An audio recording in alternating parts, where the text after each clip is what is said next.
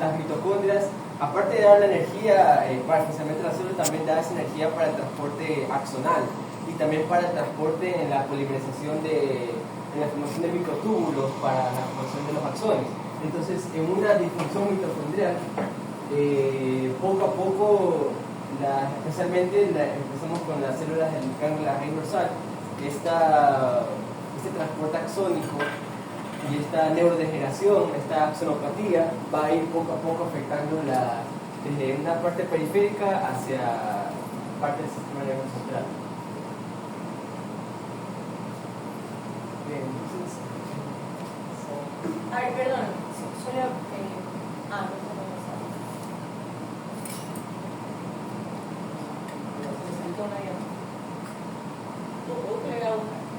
No, solamente como una forma de bastante acertada la explicación y lo más sencilla posible, me gustó. O sea, no hacernos mucho aburrido. Como bien lo dijo Diego, es una degeneración progresiva.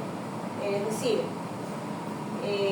hay una toxicidad intracelular por una acumulación metabólica, básicamente. ¿Sí?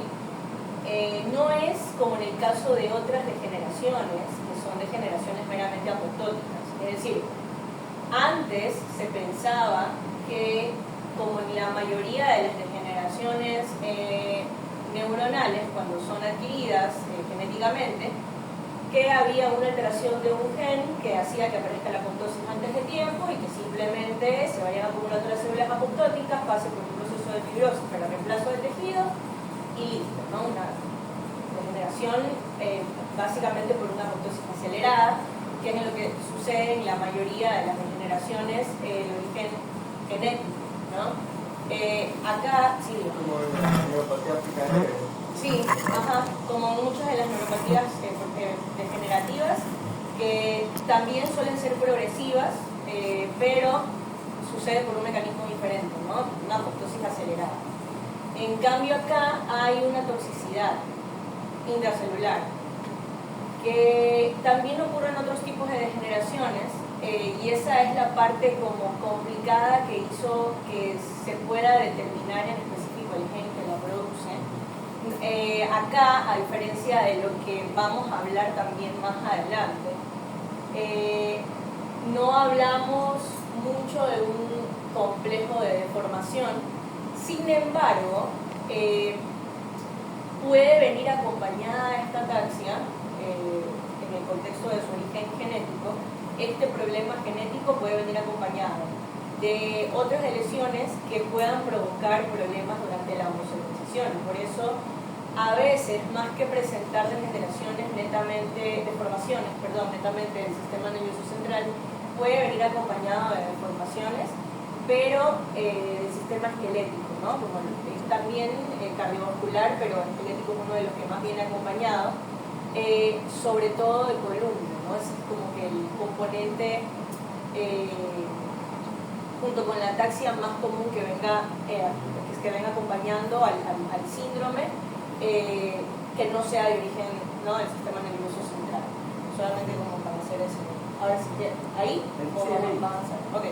Entre las estructuras que van progresivamente degenerándose, primero tenemos el ganglio de la raíz dorsal. Entonces ya podemos ir infiriendo de qué tipo de ataxia va a ser, una ataxia sensitiva. Podemos ver la primera foto. Yo puse una foto de un señor. Podemos ver cómo está, como que tiene que usar como su vista para poder caminar o darse cuenta de estar pisado. Es como una manifestación, un tipo de ataxia sensitiva. También se menciona que hay degeneración de los cordones posteriores, puede extenderse también hacia los núcleos Burrage y Gold. También hay neurodegeneración de los pedúnculos cerebrosos superiores, y se menciona también que hay también algunos pacientes se ha evidenciado alguna atrofia cerebelosa, ya sea vermiana o de los hemisferios, y en algunos pacientes también se ha encontrado atrofia de la corteza frontal del cerebro.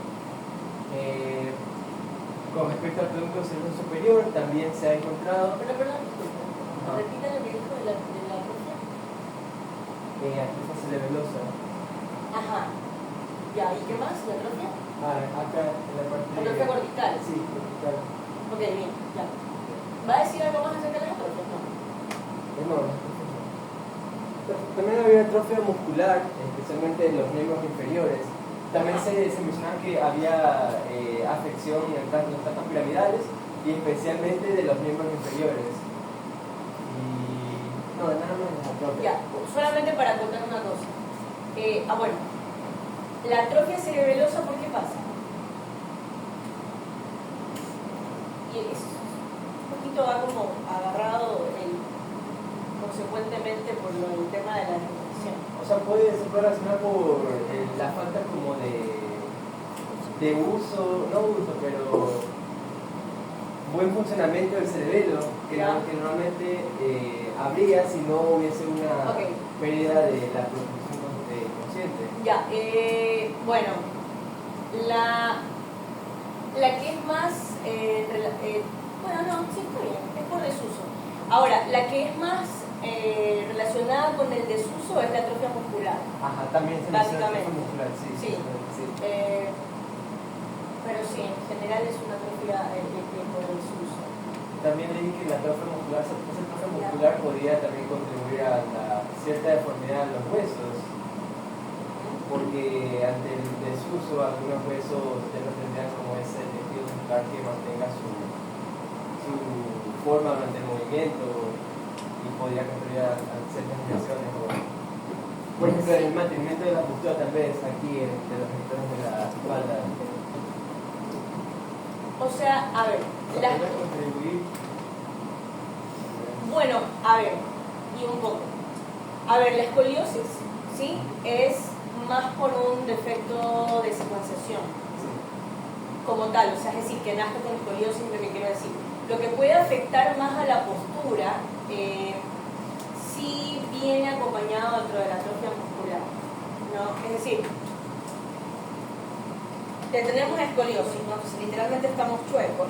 Entonces, junto con la atrofia, obviamente la parte que, por ejemplo, si estoy desviada hacia acá, esta parte que está como más pinzada, junto con la atrofia se va a empeorar más, ¿no? Y entonces ahí es cuando yo voy a tener como que va a ser más evidente esta como complicación con la postura.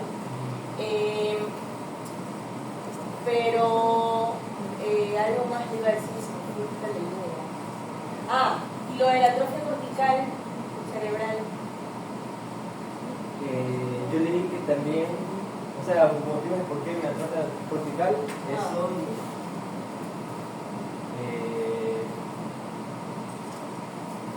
motivos por qué se atrofia, no lo sé, pero leí que también hay una degeneración en la vía córtico-pública cerebelosa y esto interrumpía lo que es parte de la coordinación en la planificación. Sí. Porque tanto las vías que llegan al cerebelo por parte del cerebro y viceversa. Entonces también se podría relacionar que hay una atrofia cortical justo de las vías que tienen conexión con el cerebelo. Sí, va un poco por ahí. O sea, a ver, ¿qué es atrofia para empezar? Disminución de tamaño del tejido. Claro, o sea, se hace más pequeño literalmente, eso es atrofia. Yo puedo tener atrofia por distintas causas. O sea, por ejemplo, la vejez provoca una atrofia fisiológica y va a reducir el tamaño de la corteza. Entonces, en el contexto acá, ¿qué es lo que pasa? Que si yo tengo pérdida literalmente de células, que entiéndase que en el sistema nervioso central el tamaño del parénquima va a depender de dos cosas. Va a depender de todos los procesos posteriores a la neurulación, es decir, la proliferación del neuroepitelio y es el tamaño como que van a terminar, ¿ok? La forma que van a tener y la migración y todo lo que ustedes quieran, lo que en el contexto de lo embriológico. Y luego yo voy a tener que, mientras más funcionabilidad tenga, más creaciones de redes neuronales se van a producir y aumentan el tamaño de las cortezas de asociación y por lo tanto esto va a hacer que haya más funcionabilidad en las capas corticales y que la corteza vaya manteniendo su forma o vaya creciendo, ¿ok? Porque durante el periodo del aprendizaje me refiero a todo, no solamente aprendizaje cognitivo, o sea, aprendizaje aprendizaje de que aprendo a caminar, de todo, ¿ya? Entonces, tanto aprendizaje motor como aprendizaje cognitivo, todo me lleva a un aumento del tamaño de la corteza. Todo. Entonces, si yo, por ejemplo,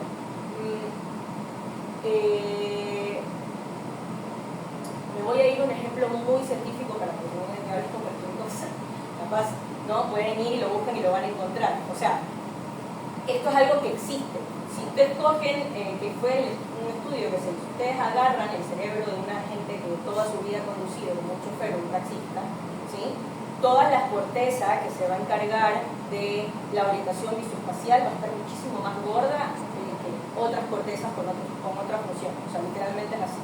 Entonces acá lo que sucede es lo contrario, ¿sí? La atrofia cortical, ¿sí? Es porque, claro, si yo pierdo las conexiones, ¿no? que me permiten tener una propiocepción, claro, que reciben la propiocepción para crear una funcionalidad compleja visoespacial, se va a reducir la funcionalidad de la corteza de orientación visoespacial y esa corteza va a estar más pequeña, literalmente. ¿Ya? Entonces, por eso es la atrofia. Si que lo que usted explicaba con respecto a la vía, básicamente sería que, claro, si no se utiliza la vía de conexión, ¿sí? Pues se va a reducir el tamaño de la misma y por lo tanto de la corteza, ¿no? Lo que quiero decir es que esto, a diferencia de otros problemas degenerativos que vamos a ver, no es estamos hablando de microcefalia, no estamos hablando de microviria, no estamos hablando de displasia, no estamos hablando de agenesias completas o incompletas, ¿sí? Que es algo ya más como que con el desarrollo, ¿sí? Sino que esto es más, y de hecho tiene esta característica progresiva insidiosa. O sea, la atrofia cortical es una cosa, como los otros problemas que vamos a ver, de que ya el niño cumple 1 año y no tiene nada de corteza, una cosa así. O sea, la atrofia cortical se puede llegar a evidenciar inclusive hasta la cercanía de la corteza, ¿no? O sea, así del instante está del nacimiento. Y de todo el aspecto de los síntomas, no todos así tampoco que van a aparecer como de ley en cada persona, ¿no? Algunos, también leí que algunos no aparecen al mismo tiempo y tampoco que todos aparecen, como mencioné, que son algunos. Y es que a veces la gente se muere antes de que, o sea, literalmente se mueren antes de que llegue a presentar ciertas cosas, ¿no? Sí. Leí que también la muerte en sí más común de la ataxia no es como de esta ataxia no es como que como síntoma o efecto de la ataxia, que alguien se cae o algo así, no, sino por neumonía. Y es porque esta escoliosis reduce el tamaño de la caja torácica, entonces hay problemas respiratorios, el corazón también se hipertrofia, hay miocardiopatías, también hay cierta neurogeneración de células betas del páncreas, lo que algunos pacientes tienen intolerancia a los carbohidratos y algunos tienen más diabetes. O sea, la causa de muerte más común es por neumonía, o sea, es como que algo súper alejado de una ataxia. Y son inclusive neumonías complicadas por las que se llegan a morir, o sea, tipo mal manejo de secreciones, el mal manejo de secreciones se da básicamente porque está afectada la mecánica ventilatoria por el problema de la protección de la caja torácica, ¿no? Entonces, o a veces desarrollan neumopatías, es decir, una neumonía que se complicó, que se medio arregló, queda con una neumopatía a largo plazo, viene otra neumonía, se sobrepone y termina muriéndose porque esa segunda neumonía le complicó una neumopatía que le adquirieron por una neumonía anterior. O sea, como una cosa así súper... Y la incapacidad motriz también, o sea, no permite que haya un tratamiento. Como el ejercicio, si estás con ataxia, no todo se complica, es progresivo, entonces... ¿Avanza? Sí. ¿Ahí? En esta resonancia magnética de corteza frontal, T1, se describía que no se nota como una atrofia cerebelosa, pero sí una ligera atrofia en la médula espinal, especialmente en los corones posteriores. O sea, básicamente, así en términos muy criollos, vemos a la médula más flaquita de la médula. O sea, está clarísimo. ¿Ya? Esta resonancia magnética fue parte de un estudio en el que quisieron relacionar la función del cerebelo en las funciones cognitivas. En pacientes que tenían ATC Fresh los sentaron en un cuarto y les pusieron un teclado con unos botones, y la práctica era que a estos pacientes se les iba a presentar en una pantalla destellos de luz cada 5 o 2 segundos. Ellos tenían que estar todos manteniendo presionando un botón. Cada vez que aparecía una luz, el participante tenía que sacar el dedo del botón y presionar otro botón rápidamente, y después regresar al botón en principio. Con esto se evalúa dos cosas: el tiempo de reacción y la velocidad de procesamiento. O sea, aparece la luz, la velocidad de procesamiento, en que tú te diste cuenta que apareció la luz, y la velocidad de reacción de sacar el dedo y presionar otro botón y luego regresar. Se comparó este grupo que tenía ATC Fresh con un grupo que no, y se evidenció que los que tenían ATC Fresh tenían un mayor tiempo, tanto de velocidad, tiempo de reacción, y que se relaciona con la velocidad de procesamiento. Entonces se evidenciaba el déficit motor cognitivo que causaba. Y en esta foto, bueno, aquí se intentaba medir el diámetro desde el puente, se midió también la fosa craneal posterior. Aquí solo se evidenciaba una leve atrofia cerebelosa y, bueno, de la médula espinal también. Bueno, leve moderada. No lo estoy midiendo directamente, pero así al ojo. Sí está de leve moderada.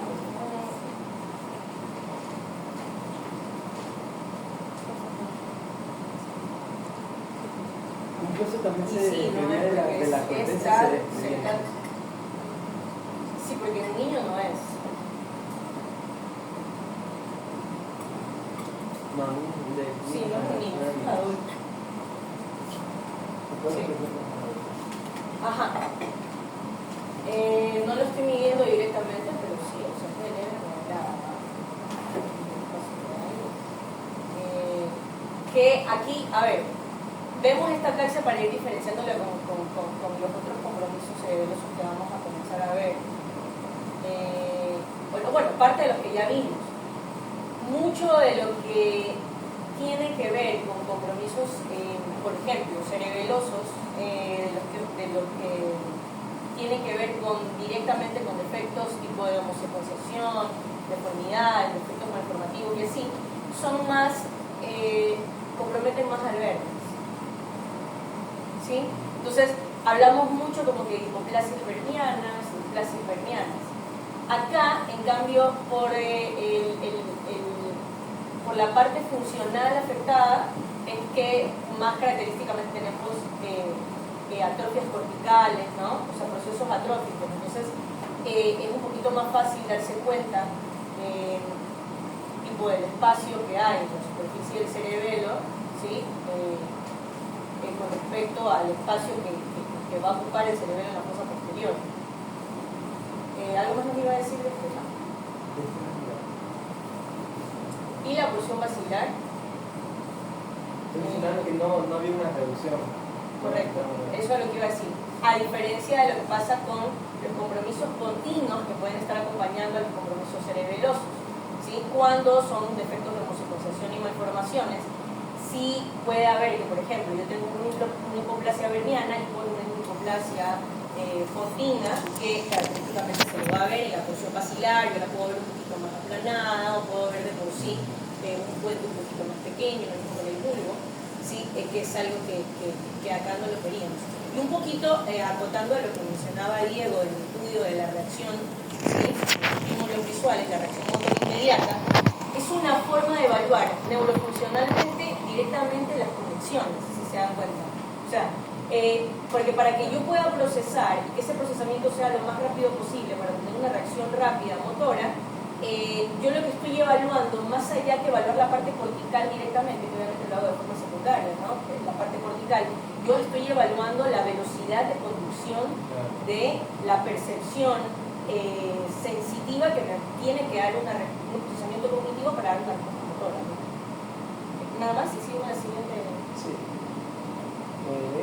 La imagen de aquí de la tomografía transversal, la obtuve de radioferia.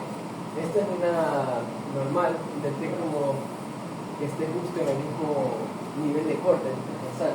Y aquí podemos ver un cuarto ventrículo ensanchado. Y esta imagen es de una paciente femenina de 5 años que se describía como una atrofia cerebelosa lerniana. Y eso puede explicar por qué el cuarto ventrículo se ve súper ensanchado, ya que esta es la protuberancia, ¿no? El cuarto ventrículo ensanchado. Y también la hemisférica también se puede ver aquí una visibilidad. Sí, un poco lo que va a pasar es que, a ver, para que tengan la referencia, y el que está acá, normal. Esta es normal. Correcto. A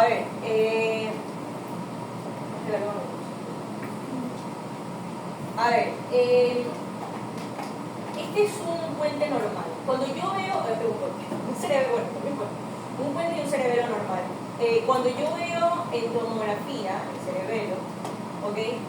En tomografía, la persona se me en tomografía, la poca definición que yo tengo para observar las estrías cerebelosas en tomografía es algo característico que yo no tengo que ver normalmente. Es decir, lo normal que yo vea en tomografía es no ver las estrías cerebelosas, ¿ok? A pesar de que yo sé que deberían estar ahí en una resonancia magnética es diferente y las voy a poder ver. ¿Por qué no las veo normalmente en una tomografía? Porque es lo que está más cercano a la tabla interna que está asegurando la fosa posterior, ¿ok? Y sobre todo por lo cercano que tengo también a la temporal, ¿ok? Y entonces toda esta parte de tabla interna, quiero decir, todo el hueso que lo rodea, hace una gran captación de rayos X y eso hace que la superficie del cerebelo no sea tan evidente con esa característica estriada que sé que me da los hemisferios cerebelosos. Es decir, si yo veo muy profundo acá, ¿no? Esa como forma de las estrías cerebelosas, que yo sé que existen, ¿no? Pero yo no la debería de ver tal cual así en tomografía, sí me da como una alerta de que hay un problema crónico cerebeloso. El tema del cuarto ventrículo es como bastante lógico, ¿no? Si tengo un cerebelo más pequeño, pues mi cuarto ventrículo se va a ver más amplio, no es porque hay una ventriculomegalia como tal, es decir, no hay un problema en el sistema ventricular, sino que literalmente tengo el órgano más pequeño, ¿no? Paso a... Sí. Bueno, aquí en esta resonancia magnética, se puede ver, miren el diámetro finito que ya está mencionando. Algo que también me olvidé mencionar es que los síntomas de la tasa French pueden aparecer, o sea, lo más común es lo que viene entre 6 o durante la adolescencia, pero también puede aparecer de manera tardía, en los 30, 40 años. En este caso, esta paciente inició a partir como de los 30 y con un temblor de acción, dificultad para escribir. La reflexa patelar podemos relacionarla como si tiene una degeneración del ganglio de la raíz dorsal, no llega entonces esas aferencias del uso muscular, del órgano tendinoso de Golgi. Con respecto a la disartria, también se menciona que estos pacientes tienen disartria y también el tono de voz suele ser más grueso, puede cambiar repentinamente. Y esto lo relacionamos porque si hablamos de que la vieja planificación que conecta con el cerebro para esa coordinación están lesionadas, no es posible una articulación deseada, o sea, esa planificación para poder hablar. O sea, perdón que lo interrumpas, lo está haciendo bien por si acaso, solamente que voy a acomodar un poquito las palabras para que sea un poquito más claro. Yo para poder hablar necesito tener una planificación motora del lenguaje, es decir, una parte cortical que planifique cómo se tiene que dar el movimiento de la lengua, cómo se tiene que dar el movimiento de los labios, sí, todo, o sea, hasta la respiración, las instrucciones durante la respiración para hablar, inclusive para darle el tono, ¿no? O sea, si yo, una cosa es que yo quiero hablar un poquito más despacio, quiero también con el tono expresar algo, o sea, un poco más enérgico, es importante, ¿no? Entonces, todo eso lleva a cabo una planificación motora. Entonces, y sabemos que para que pueda darse todo eso, tiene que haber una planificación motora que primero el cerebelo la coordine para que luego pueda ser ejecutada.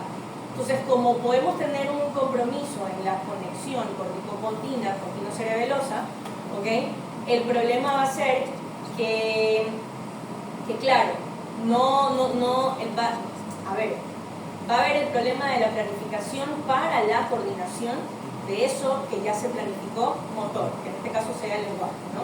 Entonces, y ahora, el compromiso disártrico, importante también que lo sepan, y esto va a aplicar para esto, para macro, para todo. El compromiso disártrico por una falta de planificación no es lo mismo que una disartria por un compromiso del área directamente motora del lenguaje y ni se diga de un compromiso, por ejemplo, del hipogloso, ¿sí? Es distinto, o sea, las disartrias, por ejemplo, por compromiso de hipogloso, como lo que me está pasando es que yo tengo falta de tono en la lengua, literalmente, ¿sí? Y hagan de cuenta que ustedes intentan hablar con una lengua pesada, ¿sí? Cuando es falta de planificación, no es que se escucha así como que yo hablo con una lengua pesada, como que tengo dormida la lengua, ¿ya? ¿Qué es lo que pasa con hipogloso? En este tipo de disartrias, ¿sí?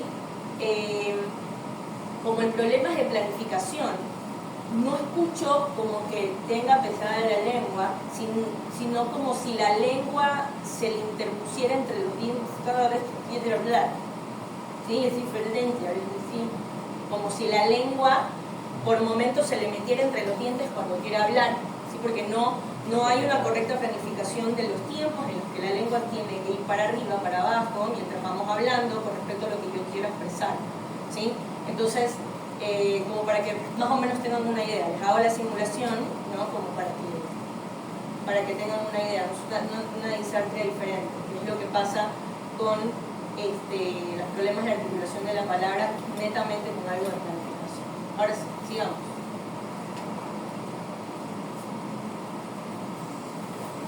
Bueno, en este caso, en esta paciente inició a los 8 años y como les mencioné, los síntomas van apareciendo progresivamente, ¿no? Y no siempre aparecen los mismos.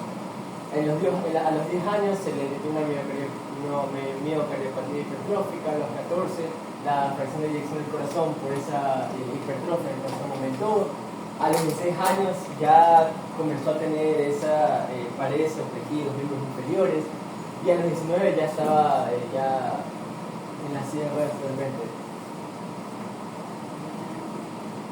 Bueno, en este caso, miren, 52 años, o sea, de 8 a 52 años es bastante, o sea, no inicia netamente apenas en la adolescencia, o sea, es variado en el transcurso de la vida de las personas. Sí, perdón, eso solamente va a depender del grado de toxicidad por acumulación metabólica del hierro intracelular. Unos la van a tener más, otros menos, y entonces pues a medida que eso vaya pasando vamos a tener más o menos compromiso clínico a través de los años. En este caso, el paciente refería una inestabilidad postural y en la marcha que solamente ya cuando corría. O sea, si nos ponemos a pensar, es muy diferente, ¿no?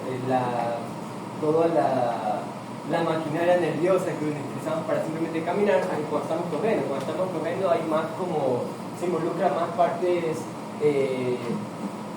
más mecanismos para mantener el equilibrio cuando estamos corriendo, porque digamos un poco saltos. Entonces posiblemente aquí el daño estaría empezando por estructuras cerebelosas más que en el ganglio de la raíz dorsal. Después de un año ya se comenzó a evidenciar esa alteración de la articulación de la palabra y poco a poco también esa inestabilidad durante la marcha, para ya después evidenciar mediante imágenes esa atrofia perniana y medular. Ya para concluir, estas son en sí las los síntomas que aparecen, las enfermedades que aparecen progresivamente. Arriba tenemos las partes que son del sistema nervioso central y acá las que son fuera de ese componente, pero que sí suelen ocurrir. Sí, lo más común es la ataque sensitiva, la reflexia y también esa atrofia cerebelosa.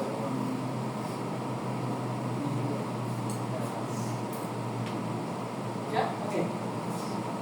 Muy bien, gracias, Diego. ¿Alguna pregunta?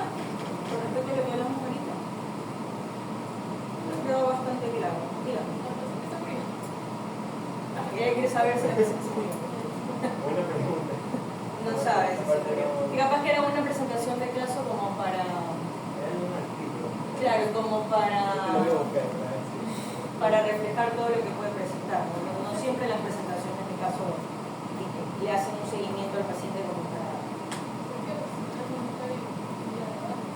Hay en YouTube hay un documental pequeño. Principalmente lo vamos a poder observar con varios signos en el paciente. Comenzando que la malformación de Walker va a tener una tríada clásica. La tríada clásica se clasifica por hipoplasia o aplasia del Burkitt con rotación de este remanente vertical, o sea, lo que va a quedar del Burkitt. También las neuroimágenes vamos a poder observar una dilatación quística del cuarto ventrículo. Es decir, que el ventrículo se va a extender casi más hacia el posterior. Y la tercera es la fosa posterior agrandada con inversión torcular lambdoide. ¿Esto qué quiere decir? La tórcula se va a encontrar normalmente a nivel de la lambdoides, que es un punto magnético. Entonces, aquí la tórcula va a estar por encima de ese nivel. ¿Y por qué se ve todo esto de la elevación de la tórcula? No es por malformación en sí de la tórcula, sino por la elevación del tentorio que existe a nivel del cerebelo.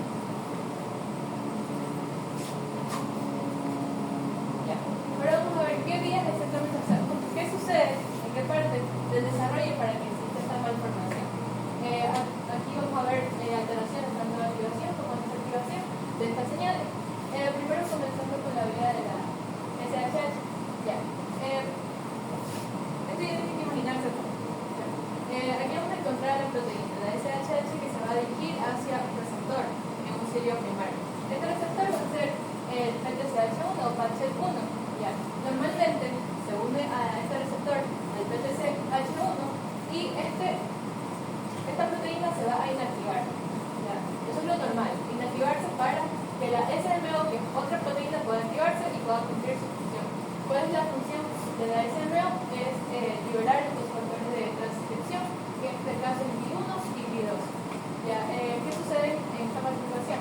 Bueno, aquí va a haber alteración directamente de la proteína SHH. Entonces, PTCH1 no recibe a SHH, PTCH1 no se inactiva, entonces por ende la SMO no se va a activar como consecuencia. Entonces, SMO no se activa, no existen todos estos factores de transcripción y como resultado podemos ver la hipoplasia del Burkitt. La segunda vía afectada es la vía de la WNT. Aquí vamos también a poder observar que primero tenemos a la proteína que se va a unir hacia un receptor. Este receptor puede ser frígida, ¿ya? Entonces, si este receptor va a estabilizar a otra proteína. Esta proteína va a ser la proteína beta-atenina, ¿ya? Esta proteína beta-atenina entonces se dirige al núcleo y activa genes necesarios para que exista toda esta regionalización del cerebelo. ¿Ya? ¿Qué sucede en Dandy Walker? Bueno, aquí el daño no va a estar en WNT, sino en los receptores que se van a encontrar en los sitios. Esto puede ser por mutaciones que existen en el cilio primario. Entonces, por ende, no va a estabilizar a la proteína, no va al núcleo y no activa estos genes. Ya.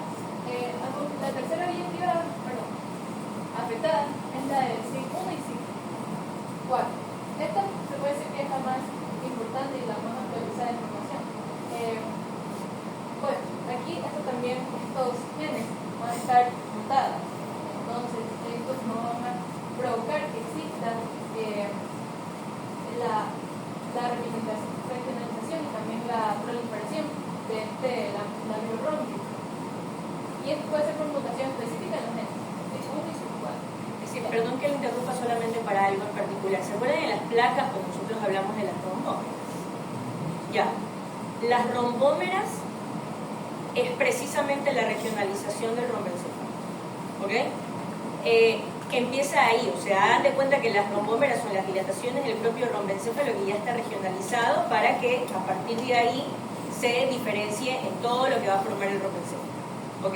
Entonces, los genes SIG1 y SIG4 son precisamente los que permiten que las rombómeras existen y que se diferencien en lo que se tengan que diferenciar. Básicamente, ¿no? Eso. Ok, siga. ¿Y cómo vamos a justificar la última, que es la inversión torcular lambdoide? Es por la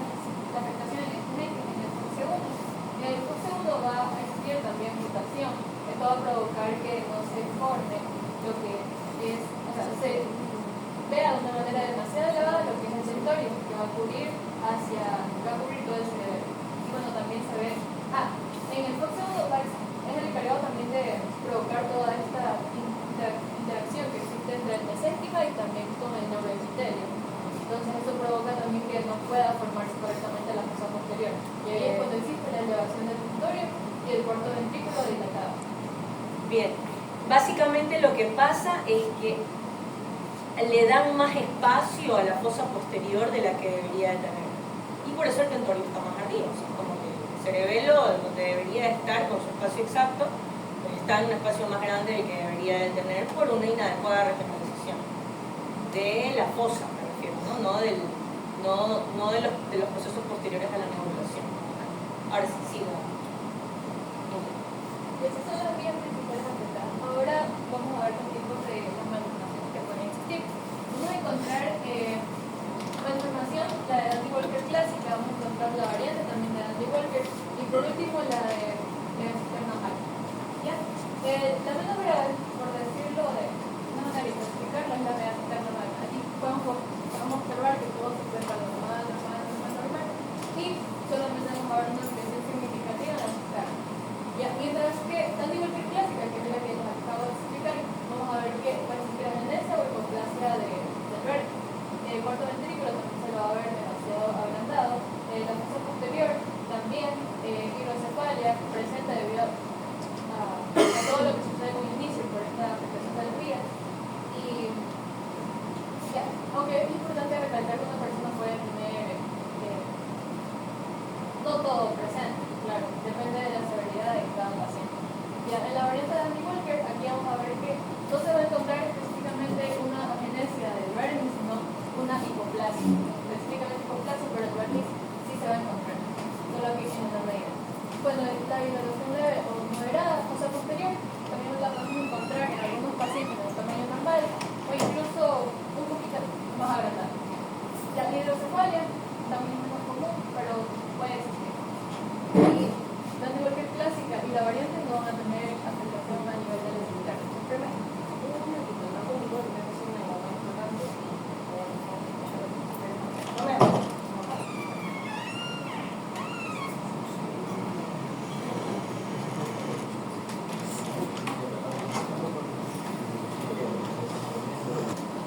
¿Cuál es la diferencia entre agenesia, hipoplasia y atrofia?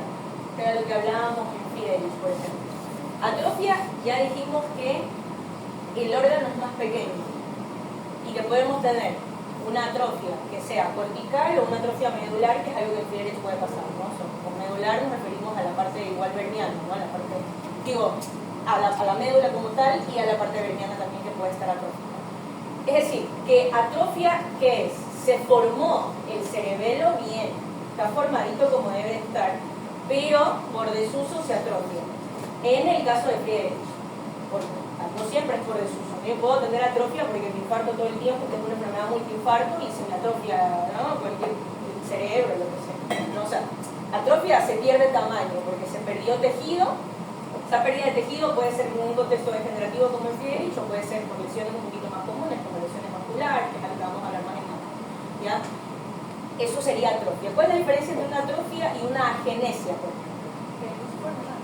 Claro, literalmente genesia de génesis A, de que no se desarrolló. ¿Ok? Y cuando hablamos de agenesia, podemos decir agenesias completas o agenesias incompletas. ¿Verdad? ¿Qué sería una incompleta? Literalmente lo que dice, si se formó una parte de esa estructura. ¿Ok? Hipoplasia. Hipoplasia sería que crece, pero no llega a su límite, llega hacia el tiene. O sea, ¿qué no quiero decir palabras? Y no importa, como le salga. Es que, o sea, el órgano crece, pero por falta de estimulación, deja de crecer, pero y no llega a su tamaño normal, que debería ser. No es que llega a su tamaño y luego se haga chiquito, sino que nunca alcanza su tamaño normal. Entonces tiene un límite que es por la afectación de las vías que solía hasta cierto nivel. Es decir, pregunto, ¿hipoplasia puede ser lo mismo que una agenesia incompleta? No. Ok, ¿cuál es la diferencia entre una agenesia incompleta y una hipoplasia? Porque, por ejemplo, el cerebelo en una agenesia incompleta se formaría, por decirlo,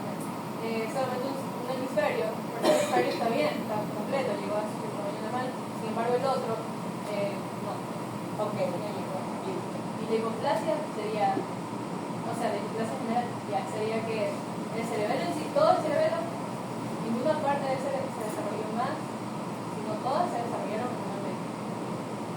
Ok, una agenesia incompleta y una hipoplasia, ambas son por defectos de vías de homosecuenciación. Sí, yo diría que Sí, a ver. Más o menos como lo que explicaba Indira, estamos ahí como que más o menos, ¿sí? Una agenesia incompleta, ¿qué es lo que pasa?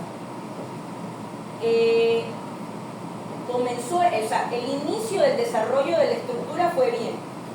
Inició y paró por completo antes de tiempo. Entonces se quedó en un desarrollo incompleto. Eso es una agenesia incompleta. La agenesia completa es nunca se dio el inicio de la homosecuenciación para que esa estructura se forme, ¿no? Básicamente. Ahora, cuando nosotros decimos hipoplasia, ahí no es que hay un cese de una actividad de la homosecuenciación, sino que está reducido, o una inactivación reducida o una activación reducida. ¿Qué es lo que quiero decir? Sí se mantiene la actividad de homosecuenciación, pero no con la intensidad que debería, o sea, reducida, una reducida inactivación o una reducida activación. Eso sería un hipoplasia, o sea, sí se mantiene la actividad de homosecuenciación de dicha proteína o de dicho gen a través del tiempo, pero es una actividad reducida. O si yo necesito que esté inactivo completamente, sí se me activa, pero no mucho, queda con una ligera activación de esa proteína inactivadora, por ejemplo. Entonces, claro, se queda ahí. Y entonces por eso es que sí se termina de formar, pero no hasta el tamaño que debe. ¿Ya? Otra cosa que me olvidaba decir. Generalmente, ambas se pueden dar por defectos de homosecuenciación, pero generalmente las agenesias completas, y esto es algo que ya un poquito más, digamos, como de especialidad, no deberían de saberlo todavía, pero yo se lo digo para que lo tengan en cuenta. Las agenesias incompletas, ¿sí?, generalmente vienen acompañadas no solo de un compromiso de homosecuenciación, sino algo epigenético que lo complica, ¿sí?, que puede ser algo de la mamita, ¿no?, o algo ya como que general, del ambiente o de la cosa, ¿sí? ¿Ya? En cambio, en las hipoplasias es algo como que no es, sí puede haber un factor agravante epigenético, pero generalmente viene por la pura codificación genética ya básicamente. ¿Ya? Ahora, una disgenesia y una displasia sería disgenesia, pero displasia, yo creo que aumento del número de células. Displasia es aumento del número de células.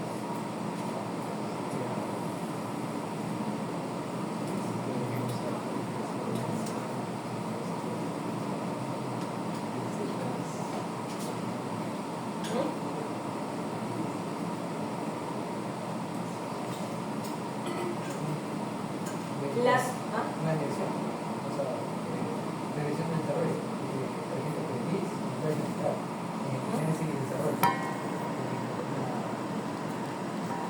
El desarrollo no se dice donde debería. ¿Dónde debería? ¿A qué se refiere, por ejemplo, que se debería en el curso anterior? O sea, que es algo que La regionalización no fue correcta. Ya, a ver. Sí, pero lo que quiero que se entienda, a ver. Sí tiene que ver con la regionalización, porque ¿qué es regionalización del parénquima? Cuando yo digo regionalización, ¿qué digo?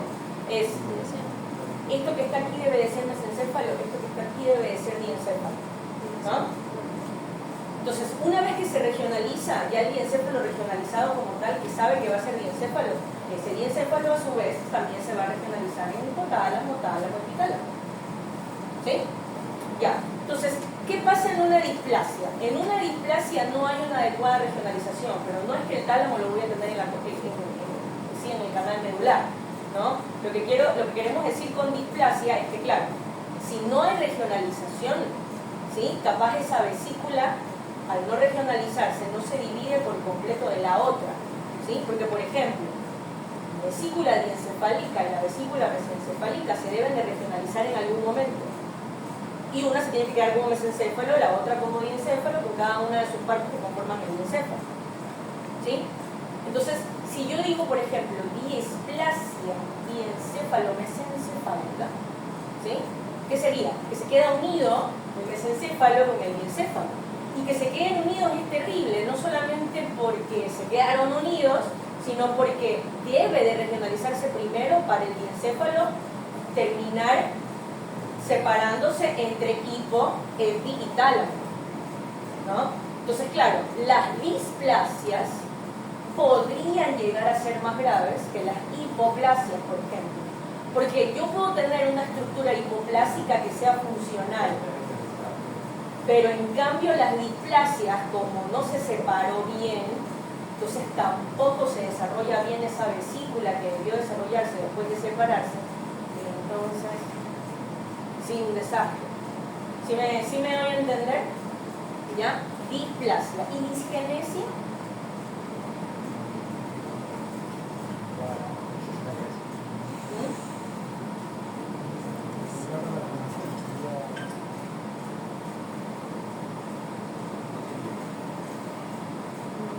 ¿Cuál es la diferencia entre disgenesia y displasia?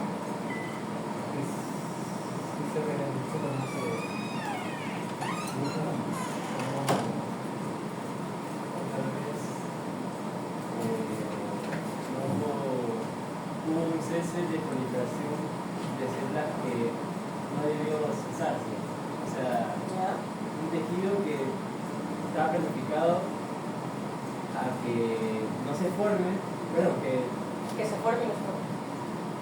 Estaba planificado que deje de crecer la generación de estas células, ¿ya? Pero en vez de que deje de crecer este tejido, deja de crecer otro tejido.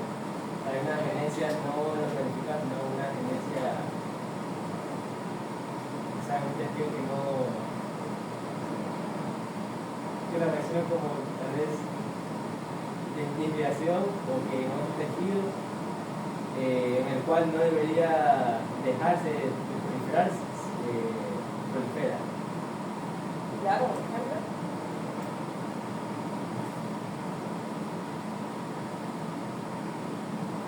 Por ejemplo, digamos, en la formación del cerebelo o en algún órgano, digamos, en la delimitación de cómo se va formando el tejido, se supone que en esa parte del tejido ya no tiene que seguir creciendo. Pero ese cese de proliferación no ocurre en esa parte, sino en otra parte. O sea, en otra parte donde no deja de crecer, no en la planificada. Ya, por eso, por ejemplo.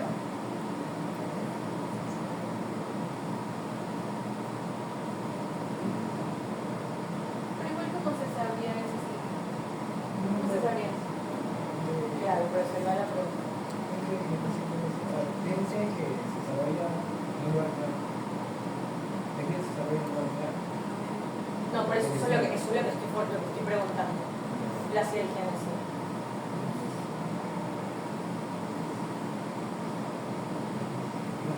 Correcto. Esta terminología sería la génesis correcta. Claro, una génesis incorrecta. ¿Cómo qué sería? Entonces una disgenesia sería una malformación.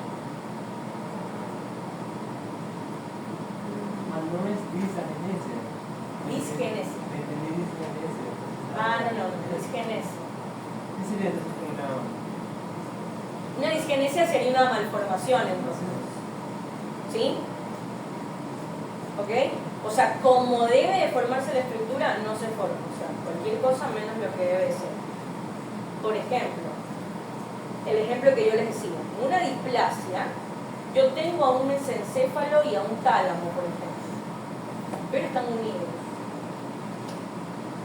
Entonces, obviamente yo puedo determinar que esto es algo que sería como tálamo, esto es algo que sería como mesencéfalo. Por ahí le guardo un poquito la forma, pero están unidos. Por eso no va a tener, obviamente, la forma que yo espero. ¿Sí?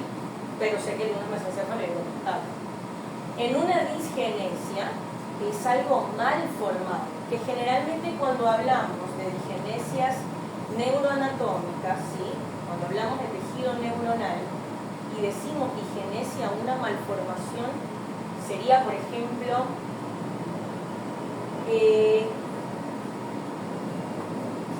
tener? A ver, para que yo diga que un cerebro está bien formado, ¿sí? Debe de estar, primero, separado en los hemisferios, cada hemisferio tener sus lóbulos, y cada lóbulo tener corteza y sustancia blanca y los giros, ¿verdad? ¿Qué sería una disgenesia? Por ejemplo, algo malformativo sería que tenga más giros de lo que debería de tener. Polimialgia. Eso es una disgenesia, es una malformación. Por ejemplo, ¿sí? Yo puedo tener un cerebro más pequeño de lo normal, ¿sí? Pero el cerebro tiene sus lóbulos, tiene sus hemisferios, pero está más pequeño de lo normal. Eso no es una disgenesia, solamente está más pequeño, tipo Glaser. ¿Sí me voy a entender? ¿Sí? Yo puedo tener, por ejemplo, un cerebro que sí tenga sus dos hemisferios, pero capaz no está completamente separado los lóbulos frontales con respecto a parietal. ¿Sí? ¿Ok? No están completamente separados. Si no están completamente separados, sería una displasia, no una disgenesia. ¿Sí me doy a entender? ¿Sí?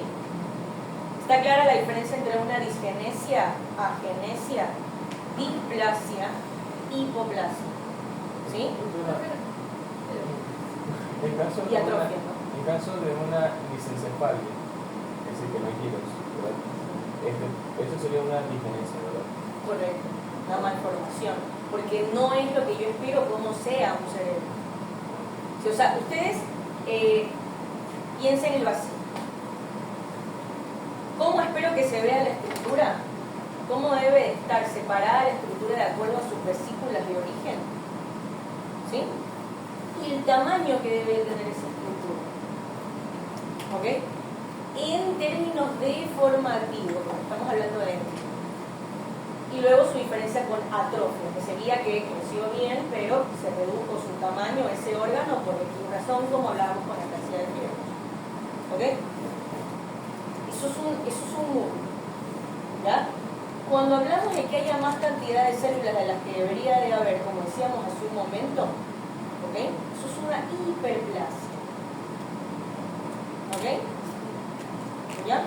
Una hiperplasia, una proliferación de células, ¿ok? Que puede ser de tejido embrionario o no. Entonces podemos hablar de hiperplasias embrionarias o podemos hablar de hiperplasias, ¿sí? Previas a un tumor, es diferente. ¿Sí? Ok. Listo. Tenemos la diferencia entonces clara de cada una de estas. ¿Sí? Entonces, un ratito, en Friedrich hablamos de atrofias permianas, medulares, corticales. De Andy Walker, ¿sí? Hablamos de agenesias, hipoplasias. ¿Ok? Sí, ahora, diga, ¿qué me iba a preguntar? Un ejemplo de displasia podría ser cuando existe la fusión de los dedos. Claro.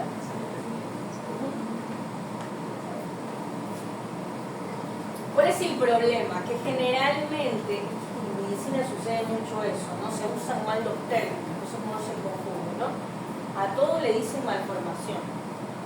No, esto es una malformación, esto es malformado, esto es no sé qué, y pero no es lo mismo. Pero malformación literalmente significa mal formado, se formó mal desde el desarrollo. ¿Ok? Entonces es desde la génesis. ¿Ya? Pero yo puedo tener algo deformado, ¿sí? No porque se malformó, pero porque no se regionalizó bien, y ahí es diferente, porque ya hablamos de displasias, ¿sí? Dígame, sí. Pero y entonces en ese caso, si se genera cualquier tejido, no embriológicamente, o sea, ¿qué sería ahí? Si no es malformación. Usted dijo que no es malformación. Si es que se origina, o sea, debe ser embriológicamente, pero si tenemos un tejido que se origina ya, digamos el paciente ya no es embriológicamente, Ajá. ¿Qué sería Como eso? lo que hablamos en Friedrich, lo que va pasando con Ajá. los huesos, tipo lo que Sí, sí, nos sí. mencionaba, porque eso es deformidad. Deformidad. Ay. Claro, ahí decimos deformidad ósea, no podemos decir malformación ósea. Y porque el hueso se formó bien, como debió de formarse hasta el momento que estaba todo bien. Y luego por el desuso, por los problemas que ocurren ya a posteriori, musculares, por desuso, a causa de la ataxia, ¿sí? Ahí estamos hablando de que se deformó. Eso es lo ¿no? que es. Y si a mí me da, yo tengo mi mano ahí, ¿no? Y tengo artritis deformante, por eso se llama así, no es artritis malformante, ¿no? Entonces me da artritis deformante, porque mi mano estuvo bien, ¿no? Se comienza a hacer más grande las articulaciones por el proceso inflamatorio, ¿sí? Se altera la anatomía del hueso, en algún momento estuvo bien, porque las superficies articulares se degeneran, ¿ya? Y entonces ahí, ¿no? La mano así, ¿no? Entonces es una deformidad, ¿no? ¿Sí? Ahora sí, esto de aquí la diferencia sí quedó claro. ¿Sí? Básicamente todo va a depender de qué tanto problema hipoplásico tenga o ya de por sí una génesis, ¿no? Obviamente si hablamos de un Dandy Walker clásico, tengo una hipoplasia significativa, es decir, muy hipoplásico, simplemente no tengo vermis cerebeloso y obviamente voy a tener hidrocefalia, ¿no? La fosa posterior va a estar bastante amplia porque de por sí no voy a tener vermis, no lo voy a tener muy pequeños, ¿no? Y luego con la variante, ¿no? Ya ahí hablamos de que ya no es que vamos a tener una genesia, sino que vamos a tener una hipoplasia y va a ser menos severa, va a ser parcial, ¿no? Y desde ahí se va a derivar todo lo que tiene que ver con cuarto ventrículo, fosa posterior y hidrocefalia. Aunque lo del tema de fosa posterior no solamente depende del tamaño del cerebelo, sino de lo que pase con el tentorio, ¿verdad? Si yo tengo el tentorio muchísimo más arriba, que tan arriba lo vaya a tener yo por el problema del tentorio, entonces es qué tamaño va a tener la fosa posterior y a eso le sumamos el tamaño que va a tener el cerebelo, dependiendo de qué tan pequeño o inexistente, en el caso de que pase, sea el vermis.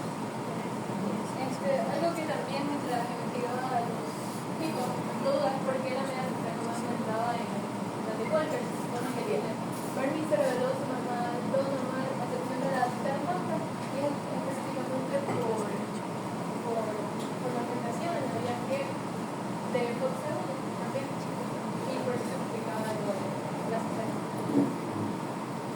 Ah, por la vía de la FOXC1, Ajá. sí, Por la claro. afectación de la FOXC1, es por eso que también la Claro. parte se lo clasifica como una variante tipo de Sí, y solo para... A ver, es que con Dandy Walker también hay un problema con la mayoría de estas cosas que como todo en medicina, ¿no? Porque todo el mundo usa lo que se le da la gana, siempre es un relato. Los médicos somos muy desordenados. No respetamos tampoco a veces el uso de la terminología. A veces ustedes la magna cisterna, ¿sí? Y la encuentran dentro de una clasificación como variante de Dandy Walker y a veces confunde y se piensa que una variante de Dandy Walker variante, que se le llama,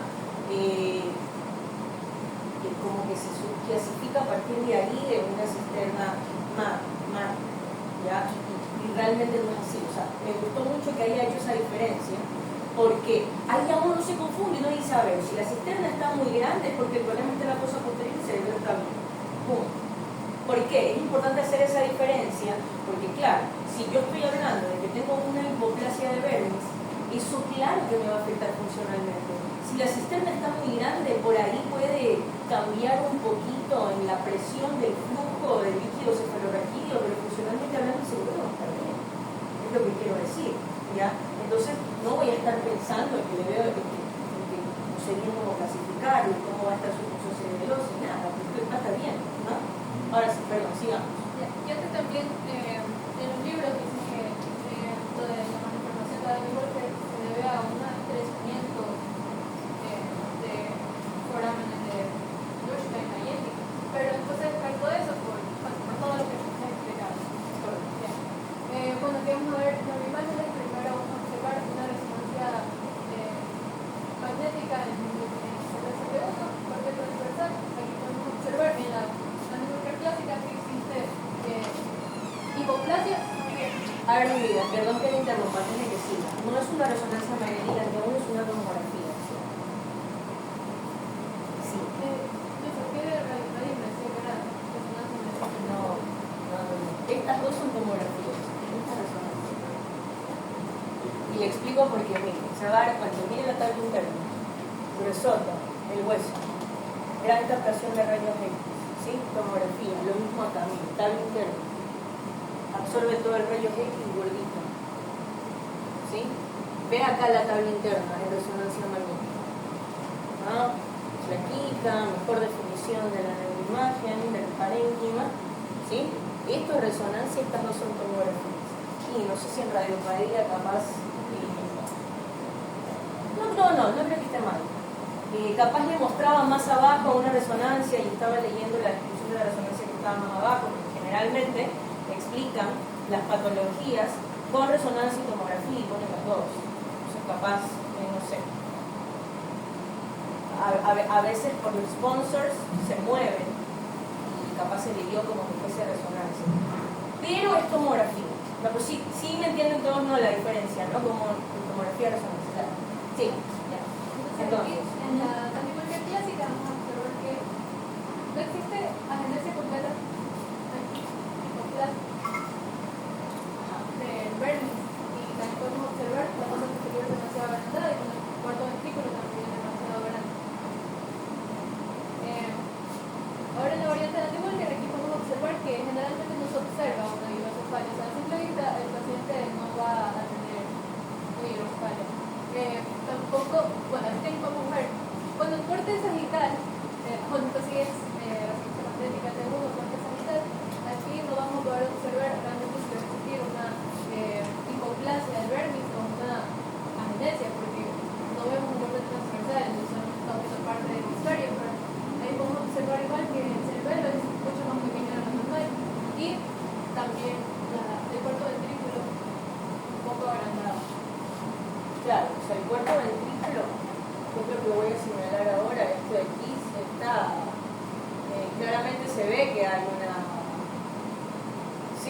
una hidrocefalia. El cuarto ventrículo no debería de haberse sido, ¿sí? Y la cisterna, evidentemente, cambia, ¿no? Todo lo que estamos viendo acá. O sea, miren lo grande que está el cuarto ventrículo, ¿no? O sea, vean, todo esto es igual. Está bastante grande. Bueno, puede estar más grande, acordémonos que qué tanta hidrocefalia vaya a haber va a depender de qué tanta hipoplasia vaya a haber vermiendo, ¿no? Entonces acá claramente estamos viendo que hay una hipoplasia moderada, de hecho, ¿no? Que igual el comparar el tamaño del cerebelo con una fosa que normalmente va a estar agrandada, porque también va a haber un problema en la fosa directamente, ¿sí? Y por ahí nos puede complicar un poquito, pero aquí claramente hay una hidrocefalia con un vermis, ¿no? A ver, todo esto del cuarto ventrículo no debería verse así grande, y lo que voy a señalar ahorita es lo que hay de vermis, ¿no? Como esto y esto. O sea, está hipoplasia. ¿Ok?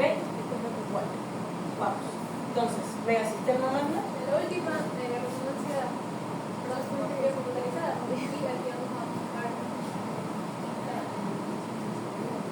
la densidad, que es la cisterna alta. Claro, a ver, esta es una tomografía, ¿verdad? Esto que está aquí adelante, ¿qué se dice? Ajá. Y esto que estamos viendo acá, cerebelo un lado, cerebelo del otro, ¿ok? Y acá estamos viendo la cisterna, o sea, el cerebelo y se ve normal, ¿ok? La cisterna ya la tenemos bastante grande, ¿ya? Bueno. Y ahora vamos a observar las características hidrológicas neurológicas, principalmente, bueno, simple vista lo que vamos a poder observar la hidrocefalia, que también se va a ver acompañado de la dirección ocular hacia abajo, que lo denominamos como ojos superponientes, la hipotonía, debido a afectación al vermis a nivel específicamente. También vamos a observar confusiones, retraso en el desarrollo psicomotor, eso porque el paciente no va a poder alcanzar y todo el desarrollo, como incluso poder sentarse, pararse o incluso peor caminar. Bueno, un por que se deriva de la obstrucción de las craneales, de la ataxia y deficiencia cognitiva. qué se da lo de la afectación de los nervios craneales? Porque puede afectar como consecuencia de la misma tronco. Entonces, algo parecido a lo que explicaba Juan Sebastián, que era lo del síndrome pontocerebeloso, por los núcleos que se encuentran en el cuerpo. Sí, de hecho, lo que más comúnmente sucede es que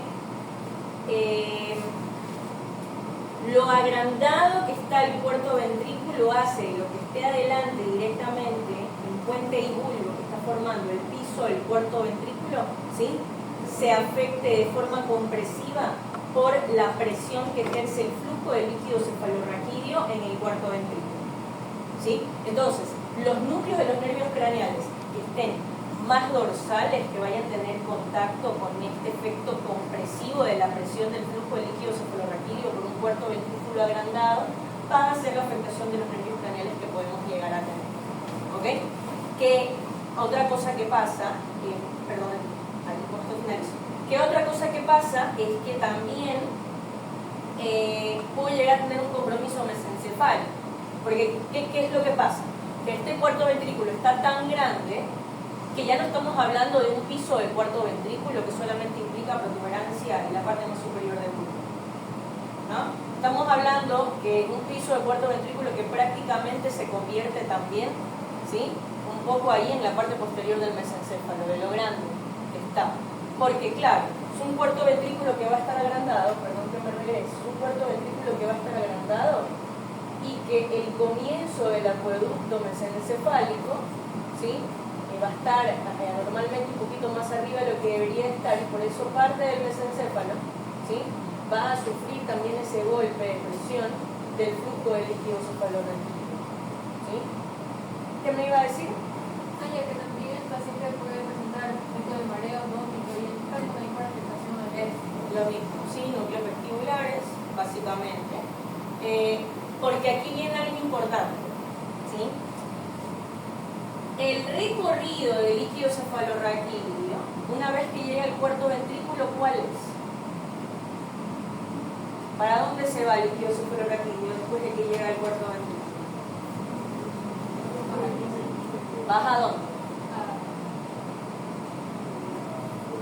A ver, baja al canal medular, lógicamente. ¿Y qué más? Porque la cisterna magna existe por algo. ¿Va a la cisterna magna o no? Sí, para drenar. Claro, tiene que ir a la cisterna magna para drenar. ¿Y luego a dónde se va ese líquido? Después de la cisterna magna.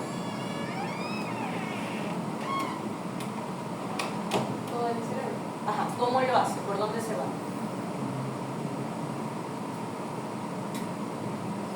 ¿Y Luzca y Mayendi dónde están?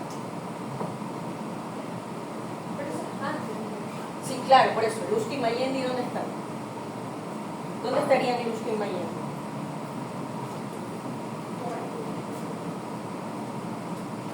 O sea, hacia los lados, acá, digamos, por aquí, ¿verdad? ¿O no? ¿Cuál es Mayendi y cuál es Luzca? Yo está ubicado, o sea, arriba del cuerpo. Antes del cuarto ventrículo. ¿Cómo? Luzca y Mayendi antes del cuarto ventrículo. Antes del cuarto ventrículo, mi mesencéfalo.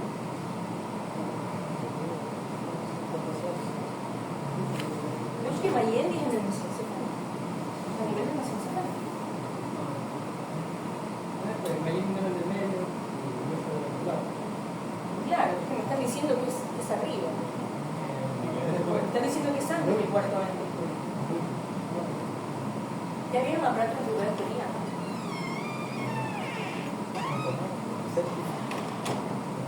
¿Cómo le tomaron no vieron? El nombre del quinto ventrículo. Ya. Pero ya ven, ¿no? Lo importante. ¿Ya? A ver, no están antes del corazón. Están casi al finalizar el cuarto ventrículo. ¿Sí? ¿Ok? ¿Dónde están Mayendi? ¿Son los laterales o el inferior? ¿Ah? Bueno, el sistema inferior, medial. Ajá. ¿Ya? ¿Y Luzca? Exacto. ¿Y Luzca va a mandar el líquido para dónde?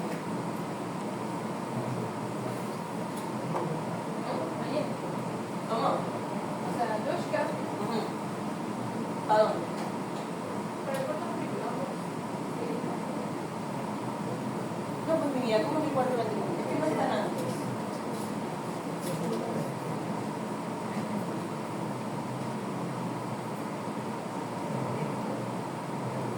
¿Ah? A ver, de nuevo.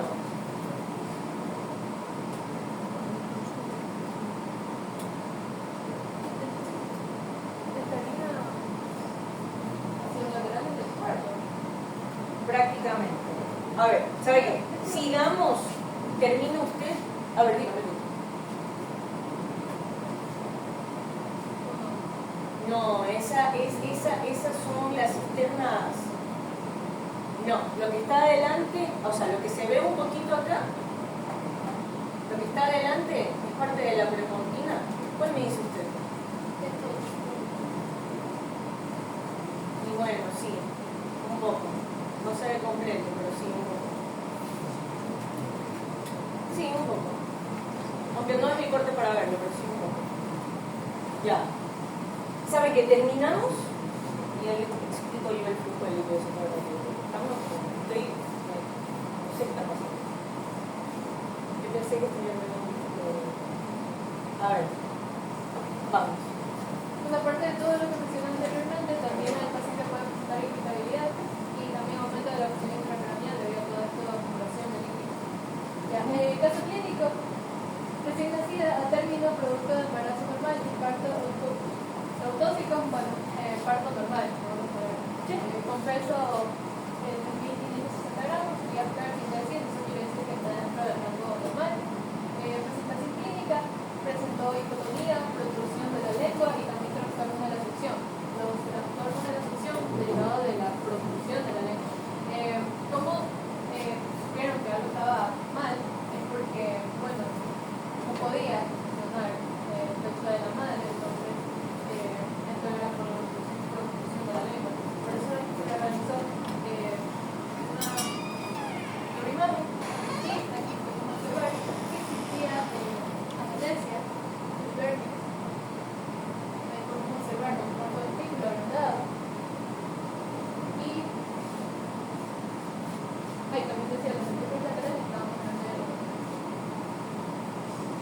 Y esta es una tomografía computarizada.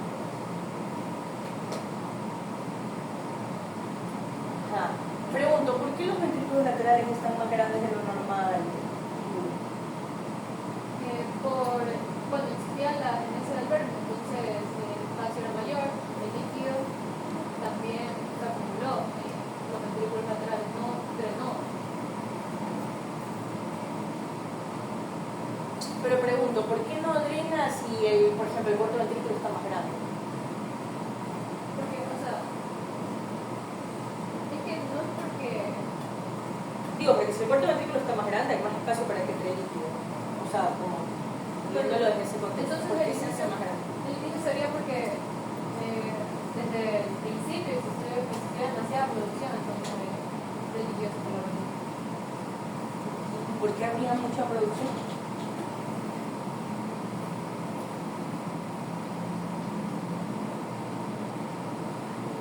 Quizá para tratar de compensar las partes que... O sea, todo el espacio que había. Donde no se encontraba el verde. Quizá para compensarlo. Para compensar. ¿Compensar cómo?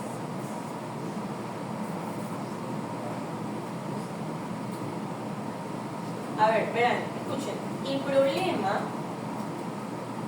es que, a ver, cuando yo hablo de que hay existencia de líquido, todo líquido que se acumule en alguna cavidad va a generar una presión. Eso eso tenemos que tener como principio, ¿ok? Entonces, ¿y si ese es un líquido que va a fluir en todo un sistema de cavidades? No solamente va a haber presión por existencia de líquido, sino presión por flujo. ¿Sí? Entonces, ¿qué es lo que pasa? Que debe de haber un equilibrio entre el tamaño de la cavidad por donde va a fluir el líquido y el parénquima que va a tener alrededor o relación anatómica por donde va a pasar el líquido. ¿Sí? Entonces, el aparato ventricular está perfectamente diseñado para tener una presión de flujo en un espacio pequeño, por ejemplo, entre un acueducto o entre un receso, por ejemplo, que también es una dilatación parecida a una cisterna, sino que es muchísimo más pequeño, ¿sí? Y entonces está diseñado ese espacio para que pueda fluir por ahí a una presión de flujo constante, ¿sí? Entonces, si yo quito parénquima en algún lado, estoy generando cambio de presión de flujo en cavidades tubulares, ¿sí? ¿Ok? O en cavidades pequeñas como los recesos y así, ¿ok? Entonces, por ejemplo, Lushka Mayendi, que son conductores, van a tener su tamaño como deberían de tenerlo, pero tienen un cuarto ventrículo grandote, ¿sí? Entonces, eso genera un cambio de presión de flujo del líquido cefalorraquídeo. ¿Ya? Entonces, y eso es lo que hace que de forma secundaria se agranden los ventrículos laterales por el cambio de presión del flujo, ¿sí? Pero no es porque se produzca más líquido, porque se quiere compensar, no sé si me voy a entender, porque igual es porque hay mayor presión de empuje durante el flujo del líquido en espacios más pequeños, como Lushka y Mayendi, porque está más grande el cuarto ventrículo. Ahora, ¿cuál es el problema? Más que el cuarto ventrículo, es la cisterna, ¿no? Porque, ¿qué pasa? Una cisterna sí es una dilatación lo suficientemente grande, por eso se llama cisterna, para almacenar líquidos. Y ese almacenamiento de líquido también genera un cambio de presión suficiente para el recorrido del líquido normal.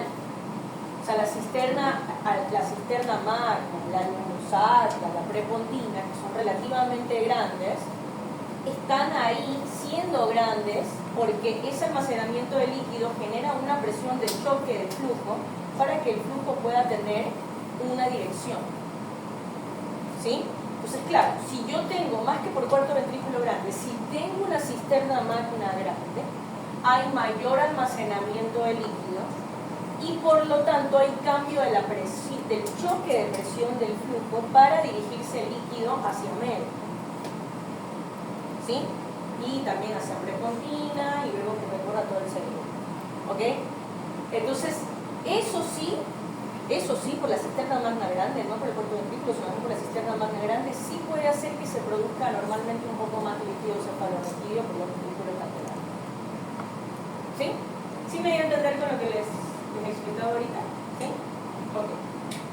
Listo. ¿Algo más? Y el tratamiento para la paciente no fue quirúrgico, no sé por qué la verdad, pero no fue quirúrgico, busqué en las páginas del mismo caso clínico y decían que solamente un tratamiento y fue para la casa.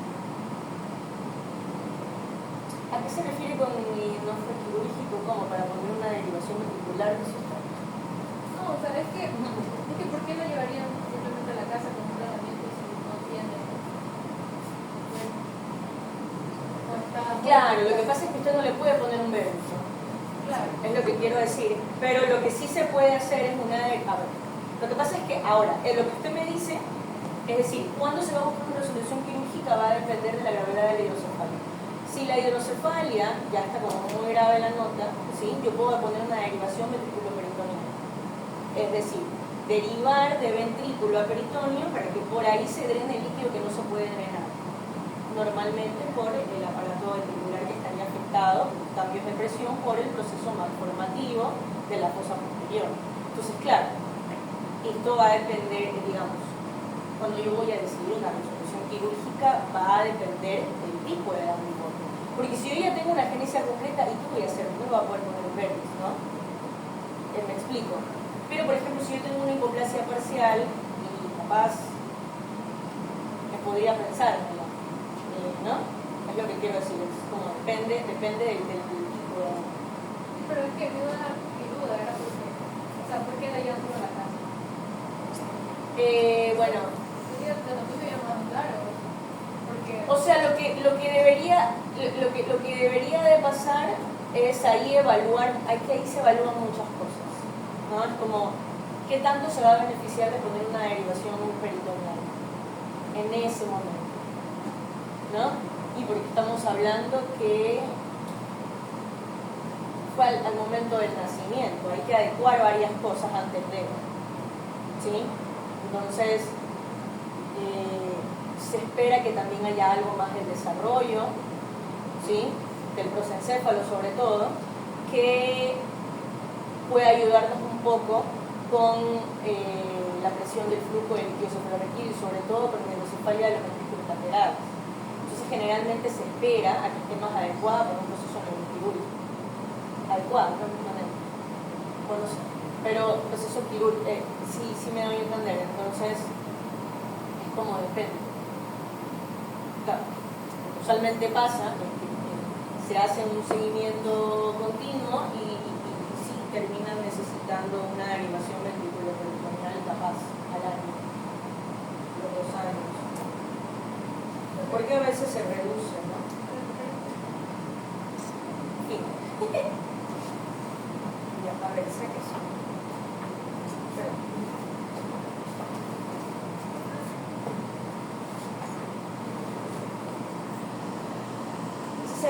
Bien, profesor. A ver, nosotros tenemos acá una representación del aparato ventricular, cómo van a estar distribuidas las cavidades con respecto a las estructuras parenquimatosas, ¿no? Entonces, y los ventrículos laterales ya los conocemos bastante bien, que van a estar distribuidos en el cerebro. Luego tenemos al foramen de Monro, que es el que va a permitir comunicar a los ventrículos laterales con el tercer ventrículo, que también un poquito también conocemos bastante el tercer ventrículo, porque va a estar ahí en las estructuras encefálicas. Y luego tenemos esta forma como tubular, del acueducto cerebral, el acueducto de Silvio, ¿okay? Que es lo que va a dirigir el líquido cefalorraquídeo justamente al canal central, o el acueducto cerebral propio, que va a estar pasando por la parte central del mesencéfalo. Central y un poquito hacia atrás. ¿Okay? Y luego, ahora sí, esa comunicación que ocurre con esta parte tubular del aparato ventricular, que luego se abre hacia el cuarto ventrículo. ¿Sí? Acá tenemos una vista en un sentido coronal, esta que estamos viendo acá. ¿Sí? Y vean cómo tenemos acá, tercer ventrículo, ¿sí? Acueducto cerebral, y luego tenemos acá ya la ampliación hacia el cuarto ventrículo. Y luego tenemos otras estructuras tubulares, que son estas que vemos acá. Miren la referencia en dónde va a estar. No va a estar a nivel de mesencéfalo. ¿Sí? ¿Ok? Para que no nos confundamos. Y está más, ¿sí? A nivel pontino y casi unión bulbopontina, para tener una referencia. ¿Lo ven? ¿Sí? Ahora, si yo lo veo desde atrás, solamente el aparato ventricular, tenemos acá la cavidad del cuarto ventrículo, ¿ok? Y tenemos a estos recesos laterales que le llamamos. Por eso cuando veíamos la imagen de la tomografía, que lo señalaba Indira, justamente lo que se veía hacia lateral con respecto al puente, ¿verdad? Precisamente era parte de lo que se veían, más que el foramen como tal, era del receso, ¿sí? ¿Qué es un receso en las cavidades ventriculares? Son pequeñas dilataciones que generalmente o son tubulares o son de un diámetro muy pequeño, que pasan entre estructuras también, que pasan por un espacio pequeño, entre estructuras parenquimatosas, ¿no? Y generalmente van a tomar la forma del espacio que les queda según la estructura que tengan cerca. Y hay varios recesos. Por ejemplo, acá arriba, con respecto al tercer ventrículo, ¿sí? Tenemos al receso supraóptico, tenemos al receso infundibular, que son dilataciones muy pequeñas del aparato ventricular que van a tener un espacio reducido en relación a estructuras cercanas, ¿sí? Por ejemplo, el receso infundibular, que va a estar en relación con la ubicación del tallo infundibular hipotalámico. Tenemos, por ejemplo, al receso suprapineal, al pineal propiamente, que es esa parte también del aparato ventricular que se dilata ligeramente en el espacio que le deja estas estructuras, ¿sí? Y lo mismo acá con respecto a los recesos laterales, es decir, es esa parte del cuarto ventrículo que se angosta, ¿sí? que se hace más como tubular, un poquito parecido al acueducto cerebral, sino que no le llamamos acueducto porque no termina siendo lo suficientemente largo para tomar el nombre de acueducto, y por eso le damos el nombre de receso lateral. ¿Okay? Entonces tenemos acá a los recesos laterales que van a estar correspondientes a cada lado, y ahora sí, cada uno va a terminar en un foramen, ¿sí? Es decir, esa parte de la cavidad se alarga y terminan en unos forámenes, ¿sí? que son los forámenes de Luschka, ¿sí? Y luego tenemos al foramen de Magendie, que es un poquito medial y hacia posterior, les decía yo, por la dirección que va a mandar el líquido, ¿sí? A diferencia ya de ese óvex que se forma y que se va a dirigir ya hacia el canal central, ¿ok? Que ya es donde se va a ir el líquido hacia la parte interior de la médula. Entonces, con respecto al flujo, ¿sí? ¿Qué es lo que va a pasar? Nosotros vamos a tener la producción de líquido cefalorraquídeo aquí, en los ventrículos laterales, ¿ok? Se va a dirigir por Monro hasta tercer ventrículo, por acueducto cerebral hacia el cuarto ventrículo, y una vez que encuentre el cuarto ventrículo, pasan varias cosas. Se va a ir por los recesos laterales y por medio de Luschka para dirigirse hacia acá. Eso genera una circulación de líquido cefalorraquídeo que va a generar aquí hacia adelante, en el comienzo de esta cisterna prepontina, un choque de presión. Es decir, el líquido viene desde atrás y se va hacia los lados y choca con el líquido que ya se encuentra aquí en la cisterna. Ese choque, ¿sí?, hace que el líquido vaya a tomar una dirección hacia arriba, y entonces ahí sí se va de prepontina a perimesencefálica y ahí va subiendo y se va por acá a todo el cerebro. ¿Sí?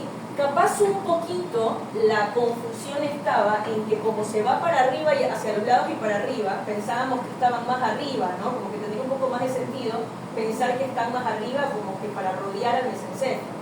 Pero en realidad, recordemos que la cisterna prepontina, por eso es que se le llama cisterna porque es más grande, hay líquido almacenado ahí. Yo necesito que el poco líquido que viene de Luschka, ¿sí?, choque con el líquido que ya está aquí. Y ese choque genera una dirección de flujo hacia arriba. O sea, choca y se va para arriba para que tome esta dirección hacia acá y rodea el cerebro. ¿Sí? Y luego, Magendie, ¿hacia dónde va a dirigir el líquido? ¿Hacia dónde? Hacia la cisterna magna. ¿Ok? Porque óvex es el que reduce el espacio del cuarto ventrículo para mandarlo al canal central. ¿Sí? Ese es otro camino, porque ese es el líquido que yo necesito que se vaya hacia adentro de la médula. ¿Ok? ¿Sí? Y por eso el óvex no le llamamos acueducto, no le llamamos receso, ¿sí?, porque está adentro y simplemente es un angostamiento del cuarto ventrículo. O sea, tenemos el cuarto ventrículo así, el óvex que se reduce acá y luego se va hacia el canal central. ¿Sí? Magendie, en cambio, está en el medio y hacia atrás. ¿Por qué? Porque necesita hacer un choque con el líquido que está almacenado aquí en la cisterna magna. ¿Ok? Entonces, aquí pasa lo mismo. Se choca el líquido y eso hace un cambio de presión de flujo que va a dirigir el flujo hacia abajo y ahí va rodeando, así como ve la flechita, va rodeando la médula. ¿Para qué? Para que cuando llegue acá, ¿cómo se llama esta cisterna? Esta es la lumbosacra, ¿verdad? Aquí también hay líquido almacenado. La idea es que es lo mismo, choca y hace que haya un cambio de dirección de flujo hacia arriba y lo rodea hacia arriba. ¿Sí? Choca de nuevo con la cisterna prepontina y vuelve a bajar. Y el que viene desde acá, igualito, así es todo un ciclo.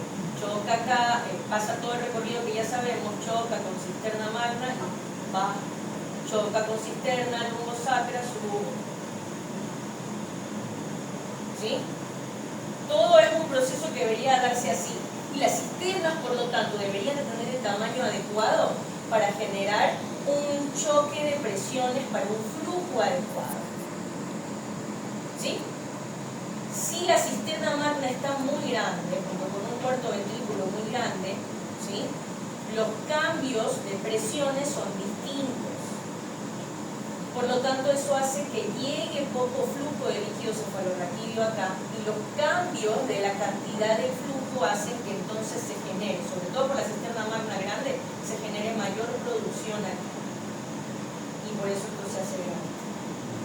Que es diferente a lo que pasa, que si yo tengo, me invento un tumor en el diencéfalo, por ejemplo, y me reduce el espacio del acueducto cerebral, ahí en cambio yo estoy impidiendo el paso del líquido cefalorraquídeo acá. Y no es porque se está produciendo más líquido cefalorraquídeo en las ventrículos laterales, sino que no puede drenar hacia el cuarto ventrículo. Entonces, como no puede pasar hacia el cuarto ventrículo, el líquido se acumula, entonces yo voy a tener unos ventrículos laterales más grandes. Una hidrocefalia. Ahí sí estamos hablando de una ventrículo megalo. Está creciendo porque el líquido se está quedando acumulado. No puede que se produzca más. ¿Sí me explico? Ya, listo. Eso era todo. ¿Sí quedó más claro entonces?